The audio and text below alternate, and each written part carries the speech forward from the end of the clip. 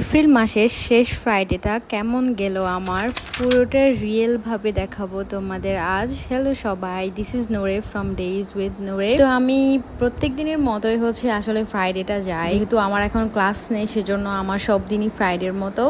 তো সকালবেলা উঠেই আম্মুর হাতের গরম গরম লুচি অ্যান্ড আমার প্রিয় চা খেলাম। দেন দেখতে পেলাম যে আম্মু অনেক কিছু রান্না বান্না করতেছিল। আমার আসলে আর কোনো কাজ ছিল না সেদিন, দ্যাটস ওয়াই আমি শাওয়ার নিতে চলে যাই। অ্যান্ড সেদিন যেহেতু ফ্রাইডে, সো ক্লিনিং ডে, আমি আমার পুরো বেডরুমে অনেক কিছুই ক্লিন করছিলাম। আসলে এখন এপ্রিল মাস মানেই তো বুঝতে পারছেন বৈশাখ মাস বাংলায়।